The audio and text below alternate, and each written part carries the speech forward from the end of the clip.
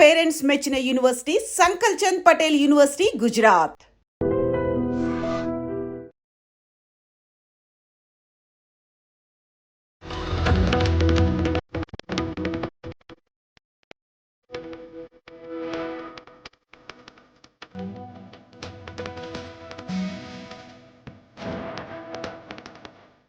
నమస్కారం, welcome to I dream. మన సంస్కృతి కార్యక్రమానికి స్వాగతం. నేను మీ విజిత.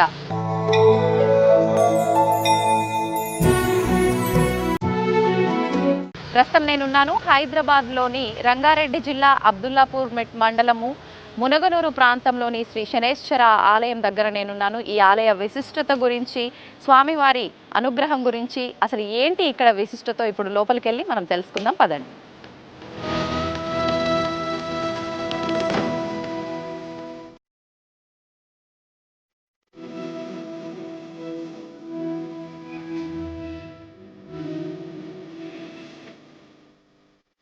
నేనైతే ఆలయం లోపలికి వచ్చేసాను. మొత్తానికైతే ఇక్కడ నవగ్రహాల ప్రదక్షిణ అయితే అయిపోయింది. అయితే మనం ఏ ఆలయంలోకి వెళ్ళినా కూడా ఆలయంలో కొన్ని అంటే నియమాలు అయితే ఉంటూ ఉంటాయి. ప్రత్యేకించి ఎక్కడ ఎవరిని దర్శించుకోవాలి, ఎటు నుంచి ఎటు వెళ్ళాలి దర్శనానికి అని చెప్పి మనం ప్రత్యేకించి ఈ శనేశ్వరుడి ఆలయంలోకి ఎంటర్ అయిన తర్వాత ముందుగా మనకు ఎడమ వైపున నవగ్రహాలు అయితే ఉంటాయి.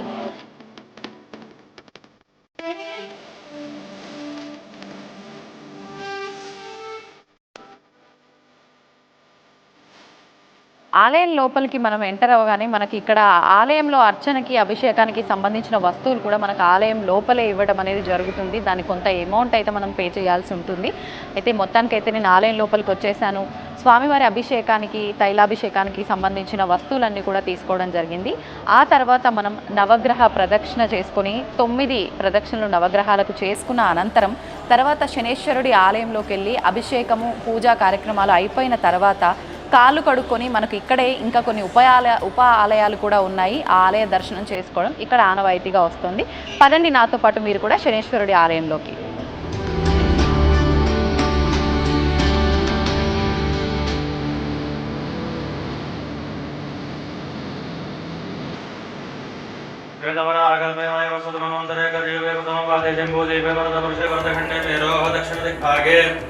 श्रीशैलस्य वायव्यदिक्प्रेयसे कृष्णागोदावर्यो मध्यदेशे शनेश्वरदेवालय सन्निधौ अस्मिन् वर्तमानव्यवहारिकचान्द्रमानेन प्रभवादिषष्टितं वत्सराणां मध्ये ग्रीष्म ऋतौ ज्येष्ठमासे कृष्णपक्षे दशम्यां तिथौ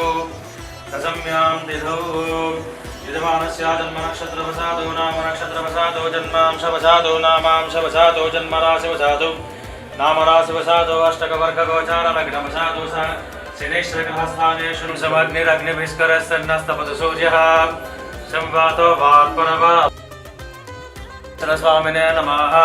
नीलाञ्जनसमाभासं रविपुत्रं यमाग्रजं छायामार्ताण्डसम्भूतं शनेश्वरस्वामिने नमः. ॐ सद्यो जातं प्रपद्यामि सद्यो जाताय वै नमो नमः. भवे भवेनाथ भवे भवस्वमां भवोद्भवाय नमः. कालाय नमः. कलविकरणाय नमो बलविकरणाय नमो बलाय नमः. ब्रह्माधिपतिर्ब्रह्मणोऽधिपतिर्ब्रह्मा शिवो मे अस्तु सदा शिवो. ॐ शनीश्वराय नमः. ॐ शान्ताय नमः. ॐ सर्वाभीष्टप्रदायिने नमः. ॐ शरण्याय नमः. ॐ वरेण्याय नमः. ॐ सुरलोकविहारिणे नमः. ॐ अभिवस्त्राशोचनादर्शाभेदेन सुदोगाः पूयमानावचन्द्राभर्तवेनो हिरण्याभ्यस्वानधनो देव सोम. शनेश्वरस्वामिने नमः. वस्त्रं समर्पयामि. ॐ नमस्ते अस्तु भगवन् विश्वेश्वराय महादेवाय त्र्यम्बकाय त्रिपुरान्तकाय त्रिकाग्निकालाय कालाग्निरुद्राय नीलकण्ठाय मृत्युञ्जयाय सर्वेश्वराय सदाशिवाय शनेश्वरस्वामिने नमः. गुडोपहारनैवेद्यं समर्पयामि. ओम प्राणाय स्वाहा, अपानाय स्वाहा, व्यानाय स्वाहा, उदानाय स्वाहा, समानाय स्वाहा. ओम घोरेभ्यो घोरेभ्यो घोरघोरेभ्यः सर्वेभ्यः सर्वेभ्यो नमस्ते अस्तुभ्यः. कृष्णाङ्गाय विद्महे नमोऽस्ताय तन्नो प्रचोदयात्. शनेश्वरस्वामिने नमः. आनन्दकर्पूरनीराजनं समर्पयामि. नीराजन अनन्तरं शुद्धाचमनीयं समर्पयामि.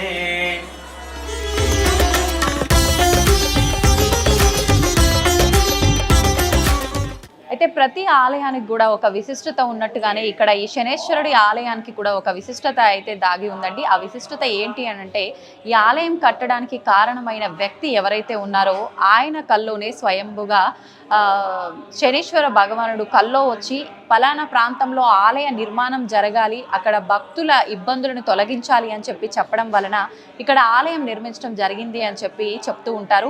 అసలు ఏంటి ఇంకా ఇక్కడ విశిష్టత ఏంటి, ఇంకా అసలు ఈ ఆలయం నిర్మించటం వెనక ఎటువంటి కథలు దాగి ఉన్నాయో ఆలయ అర్చకులు చక్రవర్తి గారు ఉన్నారు మనతో పాటు. ఇప్పుడు వారితో మాట్లాడి మరిన్ని విషయాలు తెలుసుకుందాం. నమస్కారం అండి. నమస్కారం. అయితే నేను ఈ ఆలయం దగ్గరకు వచ్చే ముందర నేను కొన్ని విషయాలు తెలుసుకోవడం జరిగింది. అప్పుడు నాకు తెలిసిన విషయం ఏంటి అంటే, స్వయాన శని భగవానుడే ఇక్కడ ఆలయ నిర్మాణానికి కారణమైన వ్యక్తి కలలో వచ్చి ఇక్కడ ఆలయం నిర్మించమని చెప్పారు అని చెప్పి విన్నానండి. అది ఎంతవరకు వాస్తవం? అవునమ్మా, ఈ ఆలయాన్ని నిర్మించిన ఆయన శ్రీ అనిల్ శర్మ గారు. ఆయనకి శని ప్రభావం జరిగేటప్పుడు కొన్ని ఇబ్బందుల మూలంగా ఆయనకి ఆ స్వామి కలలో కనిపించి, మీ కష్టాలు, భక్తుల యొక్క కష్టాలు తీరటానికి శనీశ్వరుడి ఆలయాన్ని నిర్మించండి అని చెప్పి ఆయన చేశారు. ఏ సంవత్సరంలో జరిగిందండి? 2004, 2005 సంవత్సరంలో. అప్పుడు 2004లో ఆయనకి ఇదే అయింది. స్వప్నంలో కనిపించి చెప్పేవారు శనీశ్వర స్వామి. అయితే అప్పుడు ఊరికి దూరంగా ఉండాలి, అక్కడ ఇళ్ళు ఉండకూడదు అని ఒక ఉద్దేశంతో అప్పుడు ఇది ఊరికి బయట ప్రాంతంగా ఉండటంతో ఇక్కడ నిర్మించడం జరిగింది. 2005లో స్టార్ట్ చేసి 2006 వరకు చేశారు. అయితే ఇప్పుడు ఈ ఆలయం 2004-05లో ప్రారంభమయ్యి మొత్తం కంప్లీట్ అయిపోయింది కట్టడం కూడా. అయితే మనకు స్వామివారు కల్లో వచ్చినప్పుడు ఈ పలానా ప్రాంతం అని చెప్పడం ఏమైనా జరిగిందా, లేదంటే అనిల్ గారే ఈ ప్రాంతాన్ని చూస్ చేసుకున్నారా? అనిల్ గారే చూసుకున్నారు ఈ ప్రాంతము. ఊరికి దూరంగా అంటే అడవిలో నిర్మించాలి అన్నట్టుగా ఒక ఇది ఉంది కాబట్టి ఇక్కడ నిర్మించడం జరిగింది. ఇప్పుడు మామూలుగా ఆలయం అంటే మనం ఆలోచించేది ఎక్కువగా మెయిన్గా ఎవరినైతే ఉద్దేశించి ఆలయం కడుతున్నామో అదే ఆలోచిస్తాం. కానీ ఇక్కడ ఉప ఆలయాలు కూడా ఇంకా వేరే దేవతా విగ్రహాలు కూడా ఉన్నాయి. ఈ ఆలోచన కూడా అనిల్ గారిదేనా? ఈ ఆలోచన కూడా ఆయనదే, అనిల్ శర్మ గారిదే. ఫస్ట్ శనీశ్వర ఆలయం, శనీశ్వర ప్రతిష్టాపన అయిన తర్వాత ఆంజనేయ స్వామిని ప్రతిష్ఠించారు. తర్వాత కొంతకాలానికి శివాలయం నిర్మాణము, ఆ తర్వాత దత్తాత్రేయ స్వామి, సుబ్రహ్మణ్య స్వామి నవగ్రహాలు ఇవన్నీ నిర్మించడం జరిగింది. ఇప్పుడు ఇవన్నీ ఎంతకాలం తర్వాత? ఫస్ట్ శనీశ్వరుడి ఆలయ నిర్మాణం తర్వాత, విగ్రహ ప్రతిష్ఠ తర్వాత నిర్మించిన తర్వాత ఒక 2-3 సంవత్సరాల సుమారు నిర్మించడం జరిగింది. ఓకే. మామూలుగా అంటే ఎక్కువగా గ్రహాల ప్రదక్షిణలు ఇవన్నీ చేయటం చూస్తూ ఉంటాం శని వల్ల ఇబ్బంది పడే వాళ్ళు ఎవరైనా ఉంటే. కానీ శనీశ్వరుడి ఆలయమే ఉంది అంటే ప్రత్యేకంగా ఆయనకే పూజలు చేసుకోవడం అంటే ఇంకా డైరెక్ట్ ఆయన దగ్గరే మనం చెప్పుకోవడం అన్నట్టే. ఎలా వస్తుంటారండి భక్తులు ఇక్కడ ఆలయంకి? భక్తులు శని ప్రభావంతో ఇబ్బంది పడేవాళ్ళు ఎవరైతే ఉన్నారో, ఏలినాటి శని కానీ, శని మహర్దశ కానీ, అష్టమ శని, అర్ధాష్టమ శని, లేదంటే కొంతమందికి నక్షత్రాధిపతి కానీ, లేదంటే రాస్యాధిపతి కానీ శని ఉన్నప్పుడు వాళ్ళకి కొన్ని ఇబ్బందులు ఉంటాయి. అనుకున్న పనులు సమయానికి నెరవేరకపోవటము, ఆర్థిక పరమైన ఇబ్బందులు, పనులు జాప్యం అవటము, ఇటువంటివి ఉన్నప్పుడు వాళ్ళు వచ్చి ఇక్కడ అభిషేకం చేసుకుని లేదా 108 ప్రదక్షిణాలు చేసుకోవటము, శనీశ్వరుడికి 108 ప్రదక్షిణాలు చేసుకోవటము, ఇలాగా చేసుకొని లబ్ధి పొందిన వాళ్ళు చాలామంది ఉన్నారు. చాలామంది అంటే చాలామంది. ఇప్పటికీ కూడా నేను 2017లో ఇక్కడికి వచ్చాను. నేను 2017 నుంచి అప్పటి నుంచి కూడా వచ్చేవాళ్ళు చాలా మంది ఉన్నారు. దాదాపు మీరు 8 సంవత్సరాల నుంచి ఇక్కడ అర్చకత్వం నిర్వహిస్తున్నారు. అప్పటి నుంచి వచ్చిన వాళ్ళు ఉన్నారు, ఇప్పుడు కొత్త భక్తులు ఇంకా పెరుగుతున్నారు. సుమారు అంటే నిత్యం ఎంతమంది భక్తులు వస్తూ ఉంటారండి? అంటే శనివారం నాడు మనకి ఎక్కువ ఉంటారు జనాలు. శనివారం నాడు ఒక 200-300 మంది దాకా వస్తారు. విశేషమైన రోజులు శని జయంతి, శని త్రయోదశి లేదా శని అమావాస్య నాడు జనం తాకిడి ఎక్కువ ఉంది. సుమారు ఒక 1000-1500 మంది దాకా ప్రత్యేకమైన రోజుల్లో 1000 నుంచి 1500 మంది. ఇక నిత్యము శనీశ్వరుడికి అభిషేకం 1-2 జరుగుతూనే ఉంటాయి వాళ్ళ ఇదిని బట్టి. ఓకే, అంటే అభిషేకాలు, తైలాభిషేకం వీటితో పాటు అర్చనలు వీటితో పాటు ప్రత్యేకమైన పూజలు కూడా ఇంకేమైనా నిర్వహిస్తుంటారా ఇక్కడ? అంటే ప్రత్యేకమైన పూజలు కూడా ఉంటాయమ్మా. శనిగ్రహ శాంతి హోమం అని చెప్పి ప్రత్యేకంగా ఉంటుంది. అది కాకుండా జపాలు చేయించుకునే వాళ్ళు కూడా వచ్చి జపాలు చేయించుకుంటూ ఉంటారు. జపాలు జరుగుతూ ఉంటాయి, హోమాలు. అఘోర పాశుపత హోమం కూడా ఇక్కడ నిర్వహిస్తుంటారని విన్నాను. అది ఏ రోజున నిర్వహిస్తూ ఉంటారు? శని త్రయోదశి, శని అమావాస్య, శని జయంతి రోజున ఉంటుంది.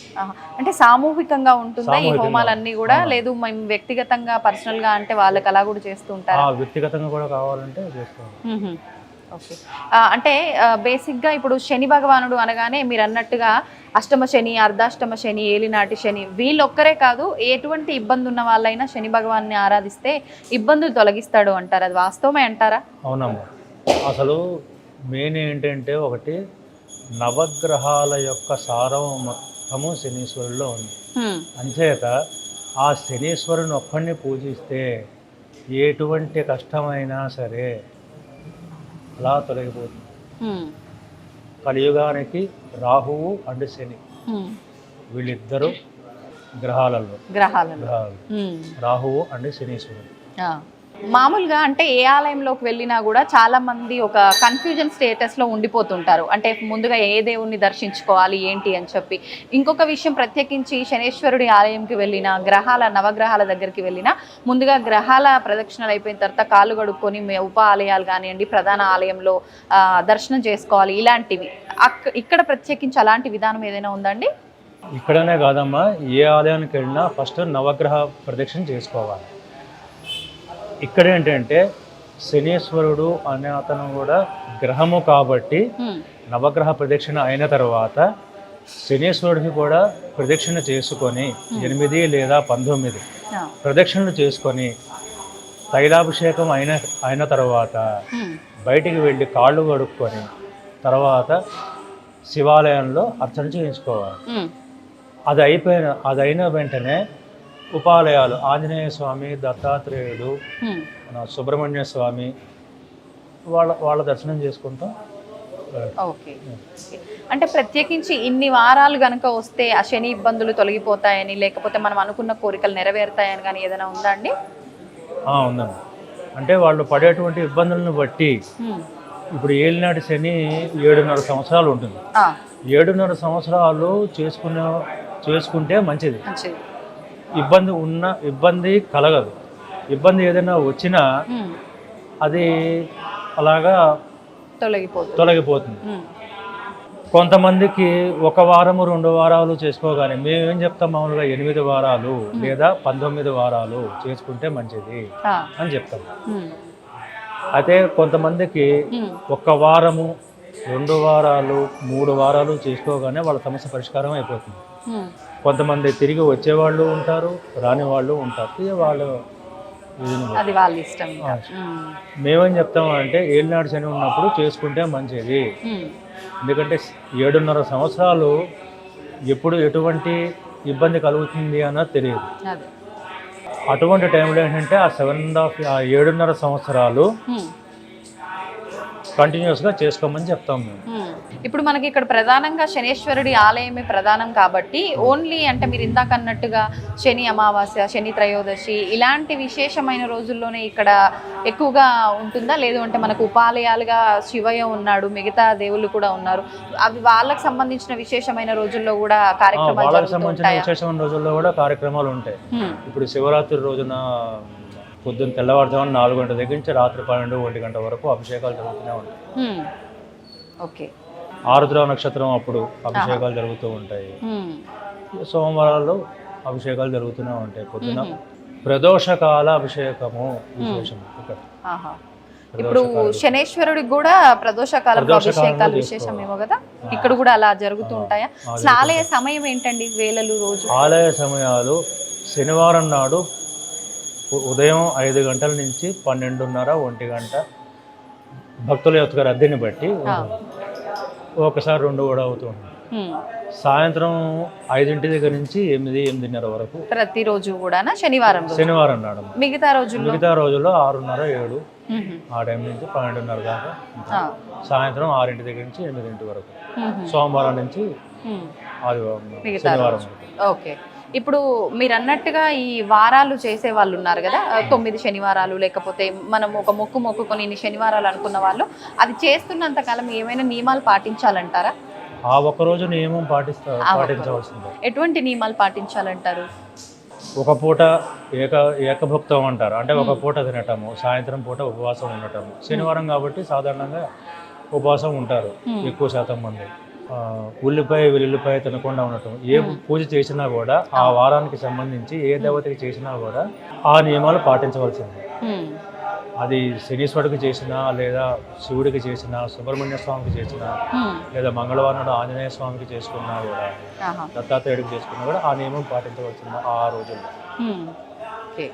అంటే మొత్తానికి అయితే మనకు ముఖ్యమైన రోజుల్లో అయితే 1000 నుంచి 1500 మంది, దాదాపు శనివారాల్లో అయితే 100-200 మంది, 200-300 మంది సుమారుగా వస్తుంటారు.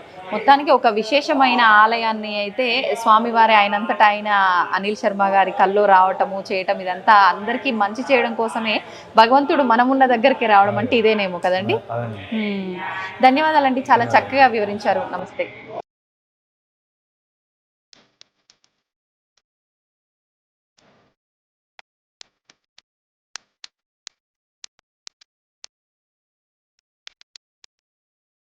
ఈయన ఆలయ నిర్మాత, ధర్మకర్త అనిల్ శర్మ గారు. వీరికే స్వామివారి కళలో కనిపించి 2004-2005 సంవత్సరంలో ఆలయం నిర్మించమని స్వామివారి అనుజ్ఞ. ఆ రకంగా ఇక్కడ మునగనూరులో మనకి శనీశ్వర ఆలయం నిర్మించబడటం అయింది. నమస్కారం అండి. నిజంగా చాలా మంచి ఆలోచన అండి మీది. స్వామివారు మీ కల్లో వచ్చి చెప్పడం అంటే అది మామూలు విషయం కాదు. ఆయన కల్లోకి రావటము, ఆయన చెప్పినట్టుగానే మీరు ఆలయం నిర్మించడం అనేది నిజంగా మా అందరి అదృష్టంగా భావిస్తున్నాం సార్. నమస్తే.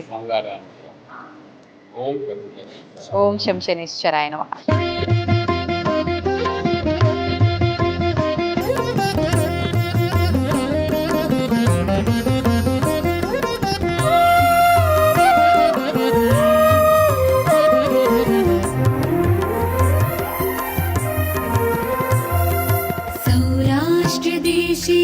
विशदे तिरङ्गे ज्योतिर्मयं चन्द्रकलावतंसं भक्तिप्रदानाय कृपावतीर्णं तं सोमनाथं शरणं प्रपद्ये.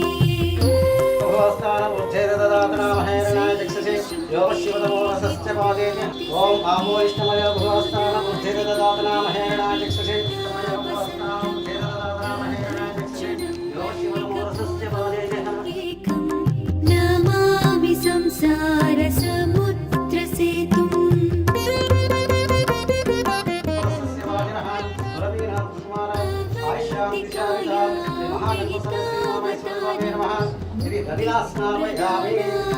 च सज्जनानाम् अकालमृत्यु.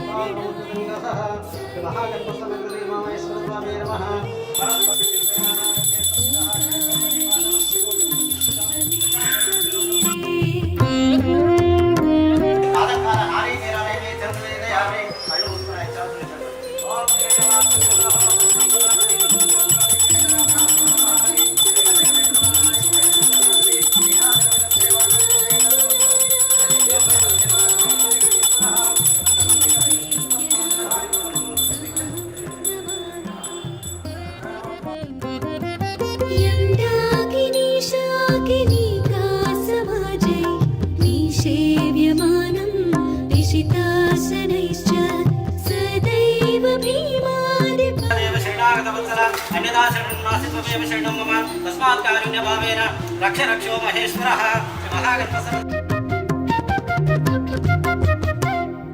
सुताम्रपर्णी जलराशि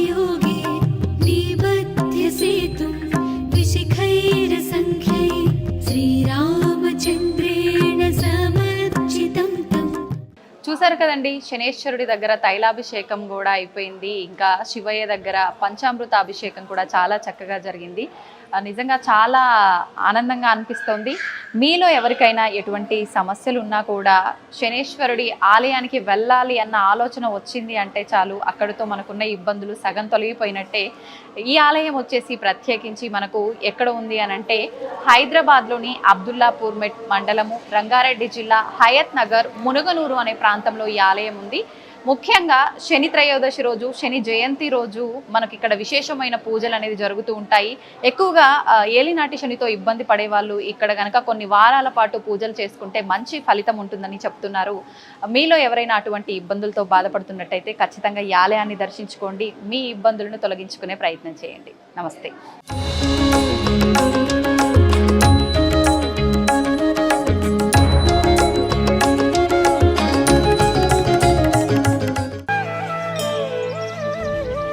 తవ్వండి, తవ్వుతూనే శివలింగం. పరమాత్మకు జీవా సరే దాన్ని అట్లా కప్పేసేయండి, చూపించదండి. Krishna is there. మూర్తి పూజ కాదు, సాక్షాత్ బ్రజేంద్ర నందన భగవాన్ ఉన్నారు మూర్తిలో. ఏమీ ఆశించకుండా ఆరాధించే వాళ్ళు కూడా ఉన్నారా ప్రభుజీ? నిజమైన భక్తి అంటే మనకు తెలియదు కాబట్టి